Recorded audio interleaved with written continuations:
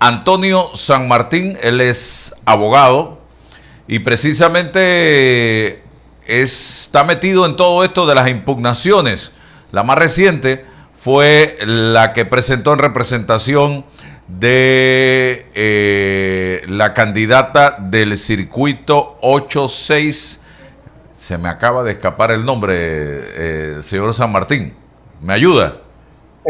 Cecibel, ¿cómo estás, Álvaro? ¿Qué tal? Bienvenida. Cecibel Bienvenido. García. Cecibel García.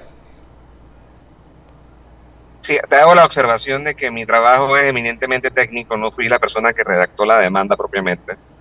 Eh, Me traen al equipo es para hacer el análisis de la viabilidad técnica de la impugnación, que me imagino que es la gran duda que quieres preguntar exactamente si esa impugnación procede o no procede. Sí, evidentemente, ¿en qué se sustenta en la impugnación de la señora Cecibel, que es madre de Kathleen Levy, era candidata a diputada por el partido Molirena y creo que también aparecía en la papeleta del PRD? ¿En qué se sustenta y si es una impugnación total o parcial? Bienvenido. Sí, me gustaría primero ponerte el contexto. La elección presidencial ese día corrió muy bien, gracias a Dios. Pero en el caso de la elección de diputados, en los plurinominales tuvimos muchos problemas en las mesas de votación. Y cada vez que hables con, ya sea candidatos, dirigentes, eh, jefes de campaña, abogados, pues el consenso va a ser de que los plurinominales fue un desastre lo que ocurrió ese día de las elecciones. Mira, te cuento una anécdota que luego lo viviríamos en el circuito 86 también. A las 4 de la mañana me tocaba, yo estaba trabajando en la logística de un candidato y pues con cansancio y sueño me tocó ver un acta que tenía total de votos válidos 1.200 y cantidad de votantes 350. ¡Wow! Me desperté, o sea, eso fue mi café de las 5 de la mañana. Yo decía, pero ¿cómo es posible que tenga un acta limpia, que no tenía ni incidencia ni tachones, en donde la sumatoria de votos daba 1.200, pero los votantes eran 350? Luego, cuando me consultan en el 84, porque también me tocó ver el 84 y revisarlo, nos dimos cuenta que el procedimiento de los jurados de mesa del Tribunal Electoral era sumar los votos de los candidatos y ponérselos a los partidos, lo cual era totalmente incorrecto. Pero esas actas eran subsanables porque existían las hojas de control de escrutinio que te decían cuánto eran de verdad los votos de los partidos.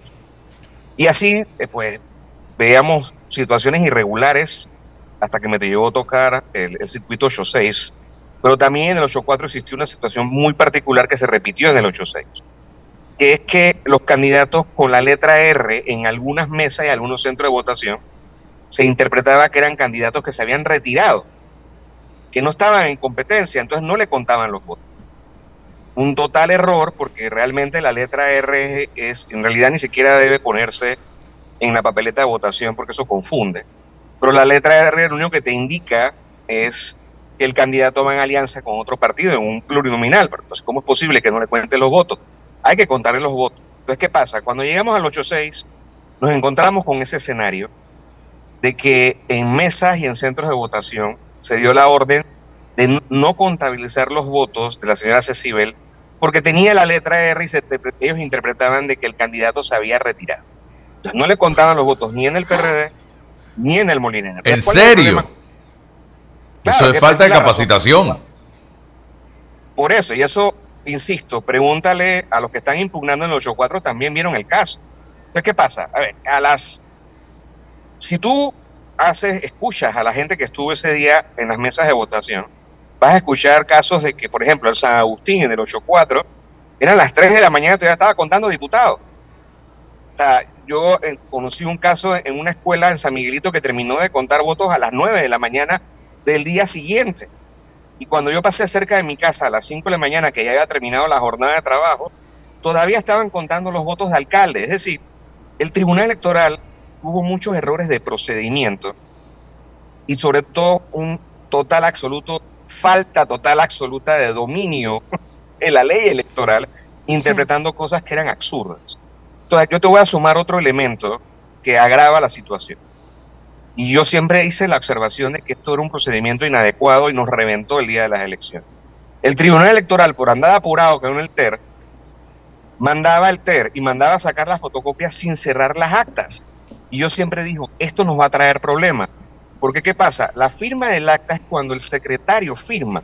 Y ese es el que da fe de que el resultado del acta es fidedigna. Entonces, tenemos 66 actas en el circuito 86 con problemas, de las cuales 44 actas no tienen firma del secretario. Entonces, ¿qué pasa? En la Junta de Escrutinio tampoco nos ayudaba porque decían que esas actas no se podían cotejar con el acta que se contaba en la Junta de Escrutinio, violándose el principio de que el escrutinio es público. Entonces, hay casos de actas divergentes entre los partidos y que inclusive era divergente con el acta que estaban contando en la Junta de Escrutinio. Entonces, si tú sumas los 66 actas que te estoy hablando, eso no estamos hablando de padrón, sino en promedio de votos, que más o menos el promedio de votos era entre 300 y 400 por mesa. Estamos hablando de más de 20,000 votos. Entonces, lo que dice la señora Cecibel, ella es consciente que ella está lejos del medio cociente. Inclusive por residuo también, si por ejemplo la impugnación de la fiscalía prospera y sacan al candidato Alain, pues el que entra es Muñoz, y la pelea entonces se convierte en, si sacan también al PRD por esta impugnación, la pelea se convierte entre un RM y un candidato de libre postulación por Vamos. Pero es que el problema no está ahí, el problema es que no existe certeza de realmente cuántos votos le tocaba al PRD y el Molirena en ese circuito, independientemente de que sea un partido que mucha gente no gusta, el procedimiento era incorrecto, porque al dar la orden de que no se cuenten los votos, porque supuestamente el candidato se había retirado, no existe certeza, porque eso no va a la hoja de control de escrutinio. Y como te decía, cuando sumas las 66 actas, estamos hablando de más de 20,000 votos. ¿Dónde están? No hay una certificación de que esos votos son fidedignos. Entonces es la razón por la cual ella no está impugnando a un candidato, sino que está impugnando todo el circuito, porque la interpretación es que el procedimiento es totalmente inadecuado, es incorrecto. Y esto, cada vez que hables con una persona que estuvo en los preliminares, te va a decir, pero es que es así fue. O sea, fue un desastre el Tribunal Electoral en los preliminares. Entonces la razón por la cual ella dice, su argumento es, ¿cómo yo sé cuántos votos sacó el Molirena? ¿Cómo yo sé cuántos votos saqué yo? Sí, yo tengo testimonios de gente que me decía en las mesas de votación que no me estaban contando los votos ni selectivos ni plancha, ni en el PRD ni en el Molinera. Entonces que el Tribunal Electoral, pues la única forma de aclarar esto es con una impugnación, por Dios. Esto tiene que ser aclarado porque igual nos va a reventar en el 29 si nosotros vamos cantas en el asunto. Los preliminares fueron un desastre, Al. Yo le pregunto, licenciado, ¿esto nos puede llevar entonces a un reconteo o a una nueva elección? ¿Qué es lo que plantean ustedes? Es que si es un error de procedimiento por parte de los jurados de mesa del Tribunal Electoral y no sabemos determinar en qué mesas sí, en qué mesas no, qué centros de votación sí, qué centros de votación no, va a quedar a criterio del Tribunal Electoral. Pero esto es algo que el Tribunal Electoral tiene que salir a explicar, porque esos errores de procedimiento, mira, yo me acuerdo que yo en los entrenamientos decía, ¿cómo van a mandar el TER y cómo van a mandar a sacar la fotocopia sin cerrar el acta? Y todos los que estábamos en los entrenamientos decían, es que esto nos va a traer problemas. Y efectivamente, así lo hizo el Tribunal Electoral. O sea, y después tú no puedes cotejar en la Junta de Escrutinio porque según ellos está prohibido. Vamos, se violaron muchos principios del derecho electoral y un total desconocimiento de la ley electoral. Y esto es una realidad, Álvaro. Y mira, a mí me ha tocado pues ser asesor de muchos candidatos independientes. Más allá de ser asesor de independientes, yo creo que aquí lo importante es que se aclare procedimientos que son electorales y que fallan a la democracia. Entonces tenemos que llevar estos hasta las últimas consecuencias, porque independientemente de qué partido sea el candidato, esto tiene que aclararse. Uh-huh. Licenciado, buenos días. Lisbeth Lescano le saluda. ¿Cree usted que hizo falta mayor capacitación para todas aquellas personas que se sumaron a trabajar el día 5 de mayo para el Tribunal Electoral? Mira, la capacitación en un 99% en contenido, los videos que eran muy útiles. Siempre he dicho que al instructivo le falta más metodología, pero si tú trabajas la metodología, pues resulta que lo puedes manejar.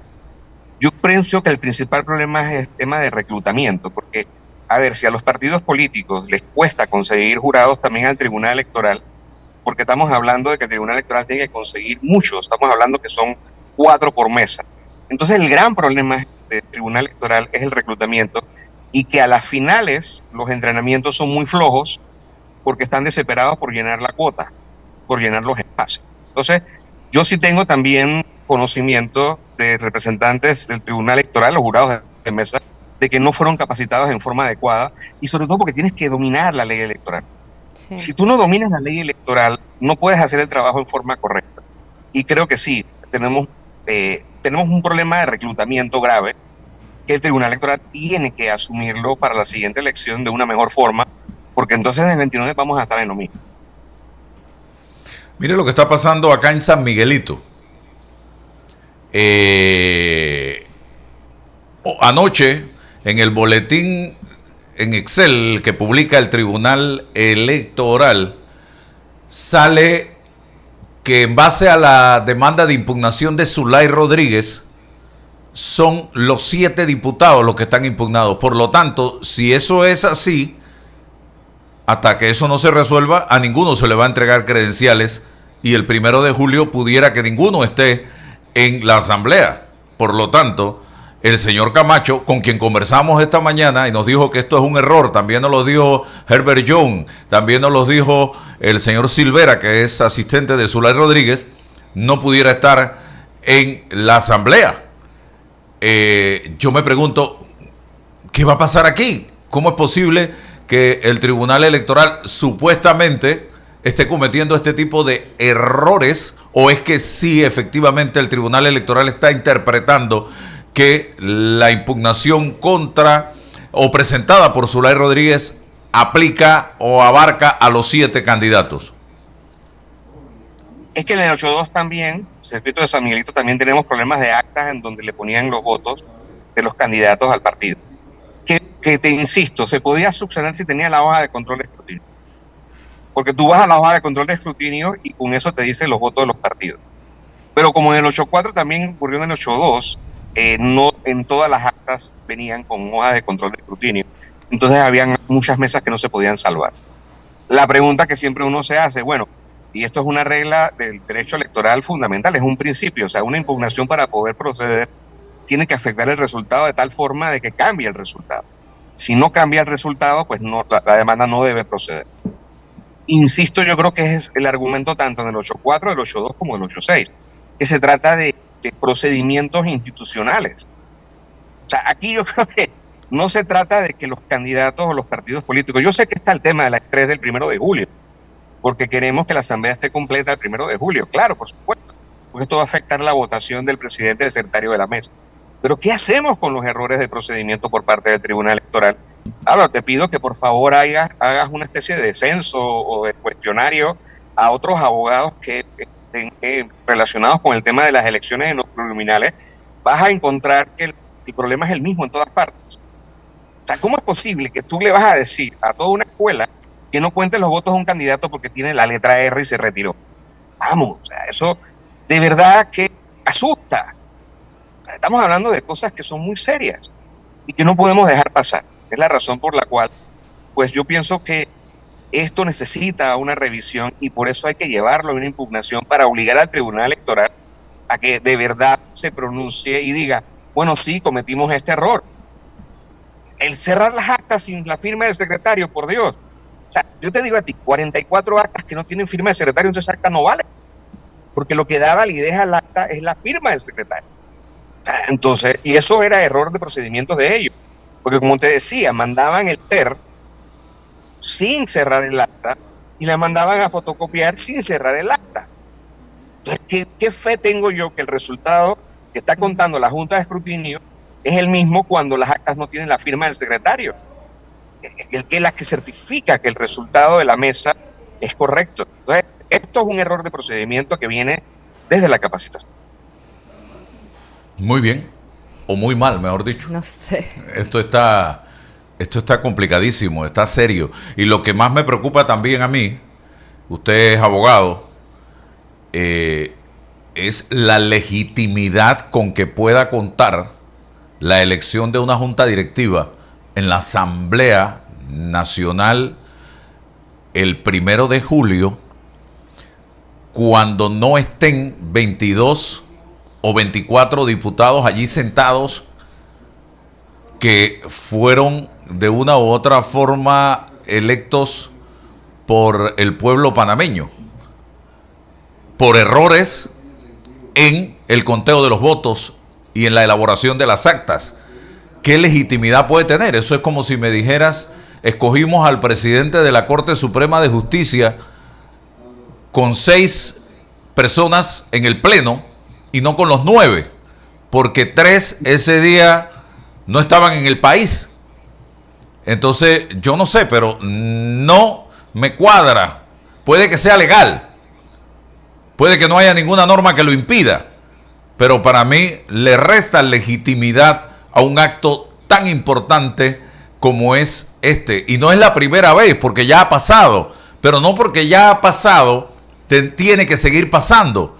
Y además, ese número de diputados reducido, también le tocará elegir a secretario y subsecretario de la Asamblea, y también puede que a la ligera escojan al Contralor de la República de Panamá. Yo no sé qué piensa usted ya para cerrar, licenciado. Miren, vuelvo y repito, yo he sido asesor de una cantidad considerable de candidatos de libre postulación independiente. Y la bancada mayoritaria con más representantes en la Asamblea va a ser la bancada independiente, y a mí no me queda la menor duda del tsunami de voto independiente en esta elección, lo cual me pone muy contento porque significa que estamos cambiando. Pero algo que tenemos que estar claro, Álvaro, es que la democracia es la que está con un manto oscuro en estos momentos. Entonces, yo sé que esto afecta el 1 de julio, pero también sería un grave error avanzar sin que estos errores de procedimiento por parte del Tribunal Electoral se aclaren. Por eso la avalancha de impugnaciones. Porque cuando vas a ver las actas son terroríficas. Son terroríficas. Pues te pido, por favor, habla con otros abogados que estén relacionados con el tema. En los circuitos preliminares van a coincidir todos de que tuvimos un gran problema en los circuitos preliminares con procedimientos inadecuados por parte del Tribunal Licenciado, esto no nos lleva a reflexionar sobre el sistema que tenemos actualmente de elecciones, en el tema específicamente de los diputados y la forma como los elegimos, con esto del residuo, el cociente, el medio cociente, el voto plancha, el que no puedas votar fuera de un cuadrante. ¿Esto no nos está llevando ya al colapso de este sistema?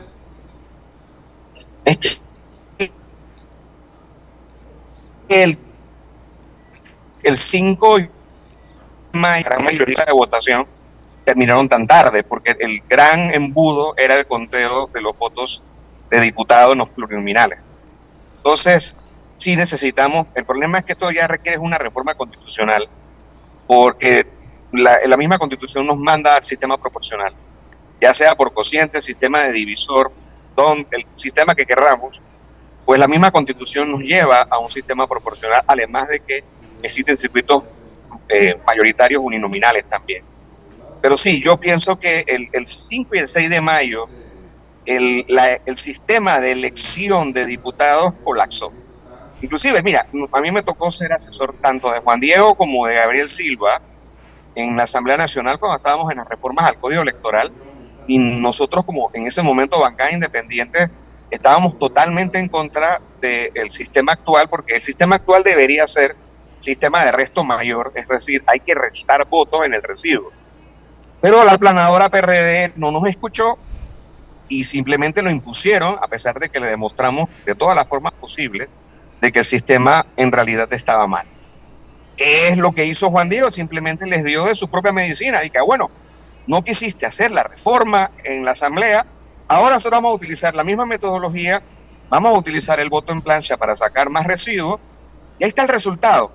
El resultado es que tenemos serios problemas en la forma como elegimos a los diputados, y esto nos lleva a tener que forzosamente revisar la mecánica para lograr una mejor democracia representativa, tiene que ser la brava, tiene que ser a través de discusión, tiene que ser obligatoriamente, tenemos que llevar este tema porque las consecuencias las estamos viviendo en estos momentos con un sistema de adjudicación de curules no criminales que es un desastre. ¿Se logrará en esta oportunidad de hacer esos reajustes necesarios para el sistema, licenciado? Bueno, porque ahora el PRD sufrió en carne viva la queja de los independientes que el sistema es injusto. Lo vivieron. Se les dio de su propia medicina. Les toca ahora la revisión. Pero también el mecanismo. El Tribunal Electoral también tiene que aprender la lección de que el reclutamiento para ser miembro de mesa no es algo que puedes hacer. Ellos tratan de hacer con mucho tiempo de anticipación. Pero los entrenamientos, tienen que ser varios entrenamientos, tienen que haber simulaciones, tienen que hacerle pruebas para dominar la ley electoral, el código electoral, el reglamento de elecciones. Porque a muchos representantes del Tribunal Electoral, los miembros de mesa, les faltaba criterio jurídico para poder evaluar si efectivamente las decisiones que estaban tomando eran conformes al derecho electoral. Entonces, tenemos un problema muy serio en los plurinominales que tenemos que evaluar, y es la razón por la cual existe esta pluralidad enorme de impugnaciones. Mira, haz la revisión, la gran mayoría son en los pluris. Sí, claro, evidentemente. Bueno. En los pluris tenemos un